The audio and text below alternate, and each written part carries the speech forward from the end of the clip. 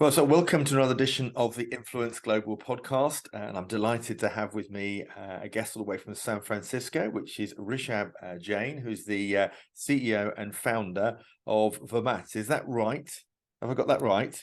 Yeah, exactly right. Yeah, thanks It's for having me. I'm excited to chat. It's lovely to be here. And we're going to talk all about shopping with the influencer, because the world of e-commerce has played such a big part now in influencer marketing. And if you think about going back to the early days of influencer marketing, it's all about just top of the funnel brand awareness. But now we're seeing this is a really successful sort of e-commerce channel now, aren't we? And we're going to talk about that in a lot more detail. But just for the purposes of our listeners and viewers, if you wouldn't mind just giving us a little bit of background on yourself. How did you get into this sort of space? Yeah, sure. So I'll do the early background very quickly. I actually, after college, spent a year in London, as we were chatting about right before the recording, and then ended up getting my PhD in solid state physics.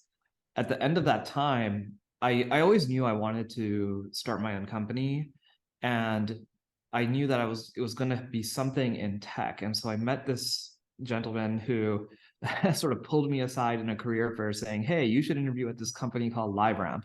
Long story short, I spent 6 years at LiveRamp, which is a middleware B2B ad tech company. So why does that matter? Basically, it is the largest online provider of digital identity. So Gordon on his cell phone is Gordon on this computer, basically tracking people all over the internet. Mm. And like, what do we know about tracking on the internet right now? It's a big no-no.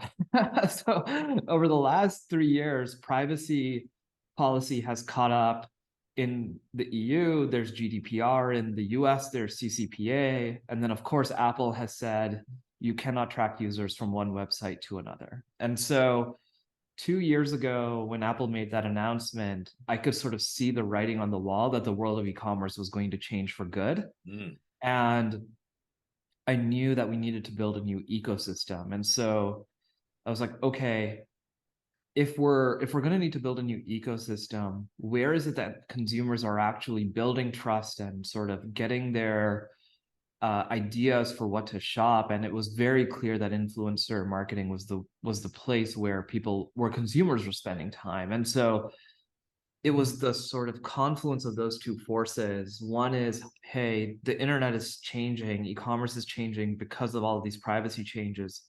Consumers love to shop with other people, in particular with influencers. What can we do here? And that's what sort of bred the idea. And that's sort of the quick background on me and why I decided to start this company. Yeah, amazing. And so what is it like today? How many people have you got? What sort of what's the turnover? What you're doing? What the plans are? Yeah, for sure. So we're very fortunate. I guess I think we announced in September of 22 that we raised our initial round of financing with Greylock and QED. We raised $12 million in total. Actually, I think a little north of 13 is where we ended up. And so we now have 18 people working on this. We work with dozens of brands. We process like millions of dollars of annualized GMV through our systems. Having launched only toward the tail end of 22. So in a very short period of time, we grew very quickly because, as we'll talk about in much more detail, I'm sure, it turns out consumers really trust people more than like corporate brands. So, 100%, yeah. 100%. Particularly Gen Zs. I mean, there's lots of research coming out now that they don't want to be sold to. They want to actually feel that they are discovering brands through other people. And what I find fascinating around some of these younger people is they're amassing huge audiences, huge engagements, which brands would die for, quite frankly, wouldn't they? Yeah. I mean, I think that the hard thing for a brand to fully appreciate sometimes is when you're working with an influencer or a content creator, that person, like by definition, their full-time job is to engage a set of people. Yeah, of So course. it's like one of those things where I often find, you know, brands will often ask this question: how much direction do I need to give the person with respect to the content? This is like a super common question. And yeah, my general reaction, and I've heard several of your guests also say a similar thing, which is like, hey, you should give a little bit more content freedom to the influencer. But yeah, that's it's basically one of those things where, exactly like you said, content creators and influencers have audiences. If brands want to access those audiences, you should do it in the tone that is authentic to that influencer or that creator. Of course. And what's really fascinating now is influencers are realizing their own value by creating their own brands. And we're going to see a lot more of that. I was interviewing somebody just the other day about the live stream TikTok experience from Asia, and how some of those huge creators there are selling millions of pounds or dollars worth of product. That I found unfathomable. I didn't even know about this guy called the Lipstick King. Have you heard about the Lipstick King? Yeah. Oh my God. Yeah, I went and checked him out. It's insane, isn't it?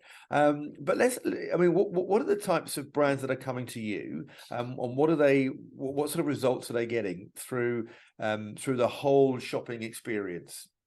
Yeah, so we work generally with lifestyle brands, broadly categorized. So that's, you know, beauty, skincare, clothing, home goods, food, those style of brands, basically. So the types of brands that you would imagine work particularly well with influencers, and that I would think about as inspired shopping as opposed to utility shopping. So, like, generally, at least for me, the way I think about the world of e-commerce is, if I go to Amazon, I'm utility shopping. So it's like, I know exactly what I am looking for in terms of what utility it services me. So light bulbs, you know, I could care less what kind of light bulb I get as long as it gives out light, you know. and so it's like a utility good. I don't care at all, right? As long as it works, I don't care.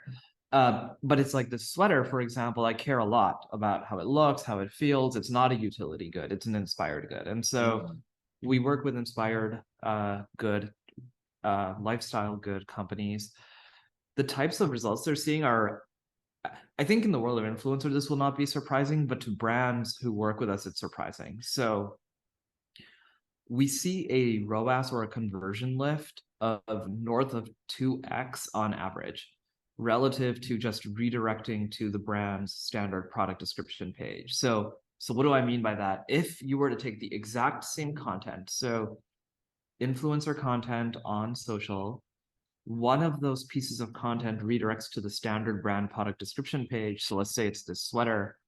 So it redirects me to the PDP that shows the sweater, and it's my standard checkout. And then the other one lands you on this influencer shopping experience, where you see the influencer wearing the sweater, it's a video, and you can sort of like, you're interacting with him while you are shopping.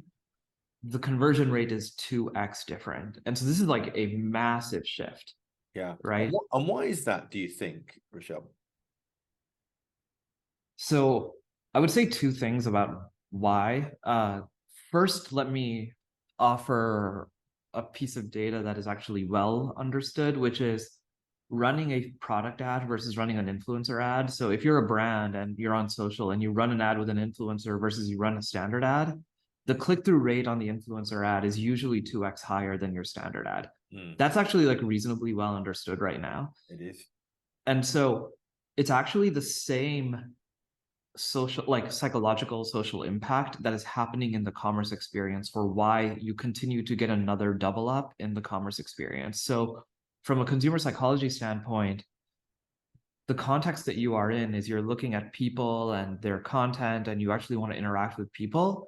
And it turns out that that's true even when you're shopping, right? And this is like not surprising, actually. Like, generally speaking, when you're buying inspired goods, it's the type of thing where you want to feel like you're shopping with a person, as opposed to a utility where, yeah, sure, I just want to see a light bulb and click buy and have it show up 2 days later, right? It's just like consumer psychology is very different in those two types of purchase experience, purchase decision-making processes.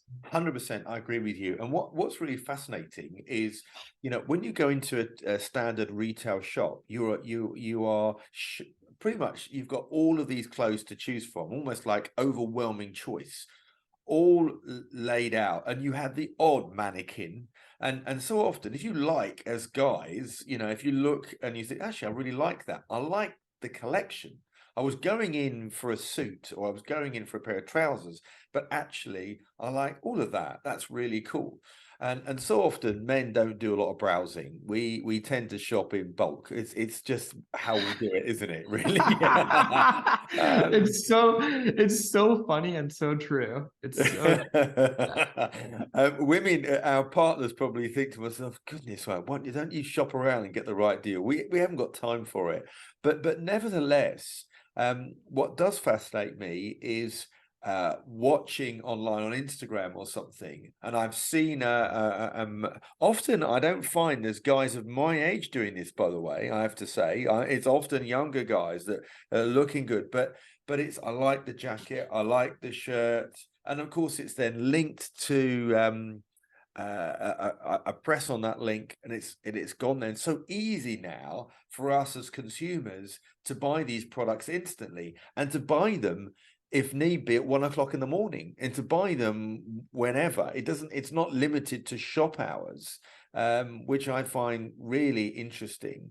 The only thing that is different, and I was speaking to a fashion influencer about this, is she said that quite a lot of guys will go and still want to feel the quality of something, which you can't always do, but then go back online maybe and buy it that way. But how do we how does that work when online you can't touch and feel? And we're talking about maybe clothes at the moment. Yep. And shoes particularly, you can't try on shoes in the online space, but somehow if an influencer is wearing it and looking good, it's still, the conversion is still there, isn't it? It is. I think that what has happened, I'm not sure if this is true for brands in the UK, to be totally candid, but in the US, it has become a norm at this point to just do free shipping and returns. And so yeah, I'll just decide that something looks good and order it and not worry about whether or not I'm going to feel like, hey, this is the right fit, not the right fit, or it's comfortable, not comfortable. Because if at the outset it looks good and I'm interested in it, I would rather, like you actually described earlier, make the decision and then just ship it back if I need to. It actually is like better for the brand too, because doesn't the create an likelihood, obstacle. Doesn't create an obstacle, does it? No. yeah, exactly. And the likelihood that I convert is pretty high, because even if your return rate is, I don't know, let's say 10%, which would be very high, the increased conversion rate is definitely going to outweigh that return rate. So it's, yeah, at this point, I think it's like, I think the decision usually gets made at this point based on, hey, can I see this as a good that I will like improve my lifestyle in some way? So either look good or look good in my home or taste good, whatever it may be. And if so, then I'm just going to try it, right? And trust that basically it's now standard practice to have free shipping and returns. Yeah.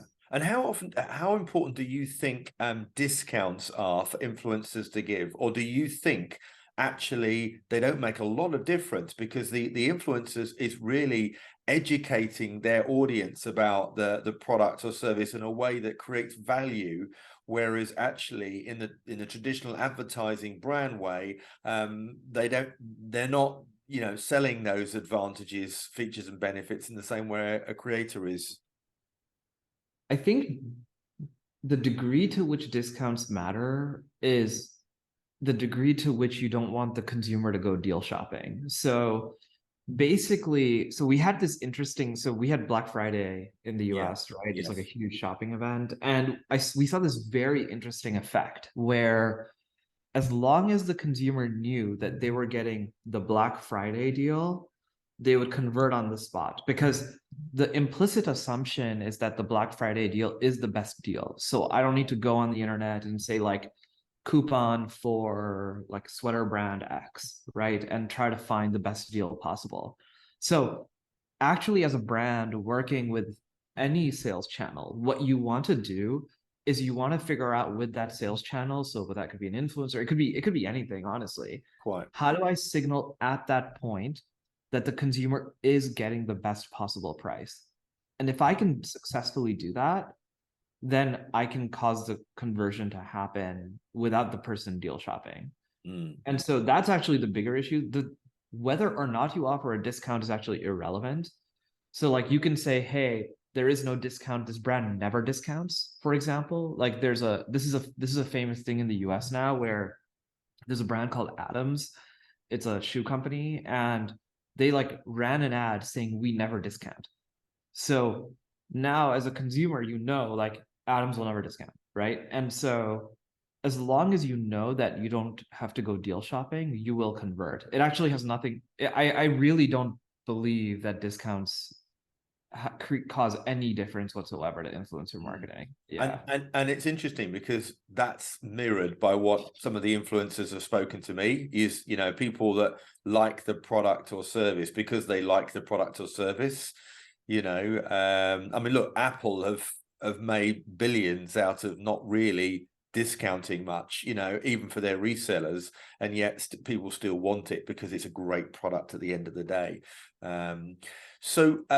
Now, I mean, what I'd love to know is how important is the influencer in selling the product? Because I think there are great influencers that might be called, well, traditional content creators, but there are others that are slightly hustling and but not in a bad way, but in a way that drive, because of the language they're using, they're really creating a higher level of conversion. This is okay. So I think this is like a great question. And I have a lot of thoughts on this, this topic. So I think first of all, I think the question itself is very insightful. So it is true that there are two jobs that often get convoluted. Job one is create content that is engaging. Job two is sell the product.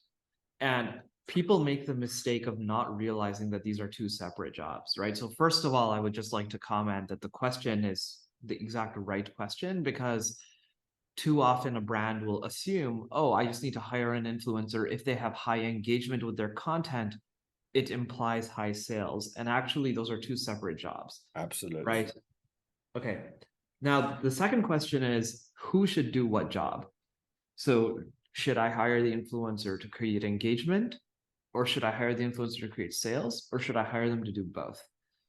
And you can actually find people who are good at either or both together and have this magic happen. And so let me just offer a few ways that you can have these three separate buckets. So if you hire somebody who is just a great content creator, the way that you separate the job of selling is you run whitelisted ads. So hire a great creator who creates high engagement content, and then, allow listed ads on Facebook, spark ads on TikTok. These are strategies now that you can use their content, run an ad, and then the brand can actually do the selling, because they can actually decide what is the caption, what is the text overlay on the video. And so you can sort of split the job and then create the magic. Great content, brand knows how to sell, create the conversion. So that's bucket one. Bucket two is the creator or influencer is great at both. So that's like what I would consider as like promotion. So the creator posts on their own channels and causes their audience to purchase the actual good for the brand that they are working with. And then number three is what I would call like directed. So the influencer is great at selling, but they actually require some help with content creation. And this is why I think some brands have this idea that I need to direct them. I need to direct the content, because there are some cases where people are actually good at selling. Their audience will buy whatever they tell them to buy, but you need to make sure that the content is created in an engaging way. So like, do you know Casper Mattress? No.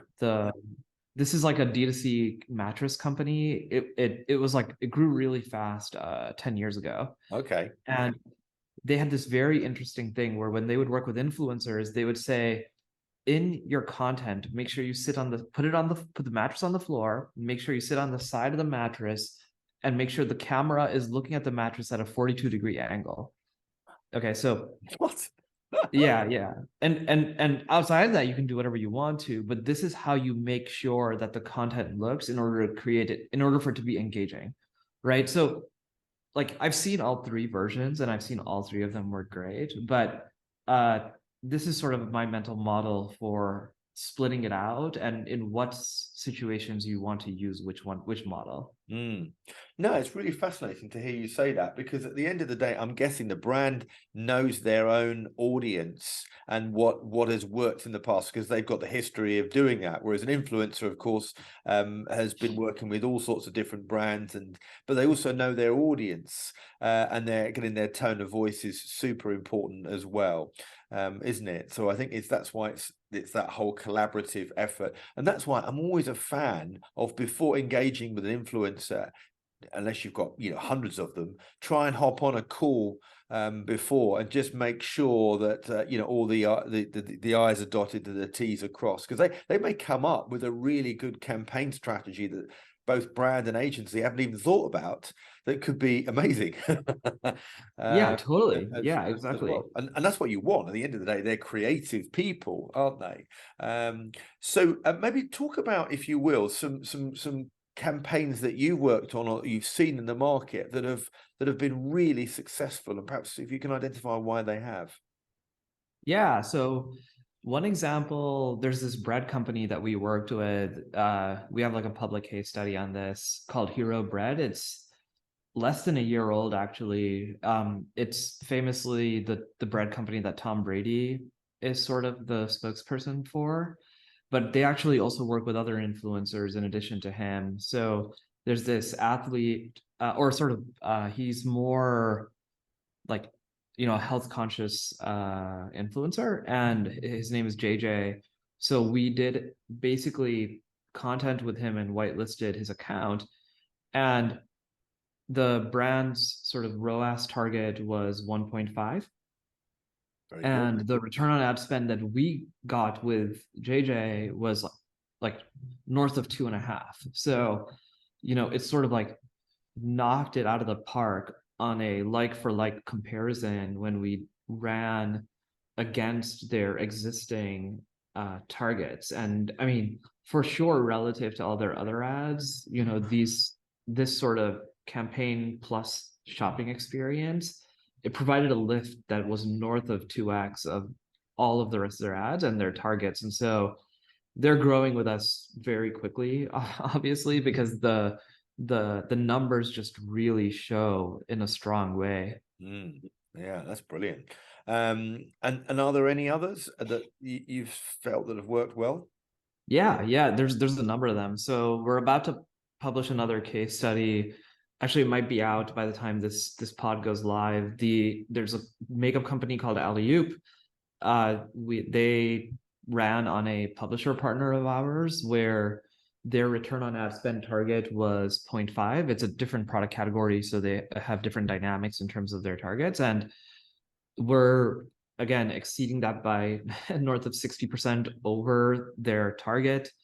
There's a noodle company that I'm unable to name the company right now because we don't have a public case study with them at the moment, but just I can do it unnamed, where their ROAS target we are exceeding by north of 3x at this point in time. And so they're actually going to convert the large majority of their performance marketing to work through us versus through their standard PDPs. I mean, I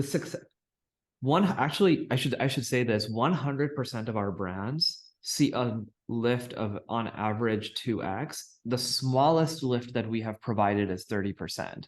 So Yeah. like this math really works. And again, it's just when you think about it in abstract, it just makes sense that people like interacting with people more than they like interacting with sort of like a faceless utility when Yeah. it comes to inspired goods, right? Again, if I'm buying a light bulb, I don't care. Like I don't need to interact with Gordon when I'm buying a light bulb. But if I'm buying a sweater, you know, I want to interact with Gordon. I want to see what the zip up sweater looks like, and then I'm going to buy it. Yeah. Well, I mean, what do you think is an estimate, in your opinion, of total marketing spend that is going to be invested in the e-commerce stroke influencer space in the next year or so?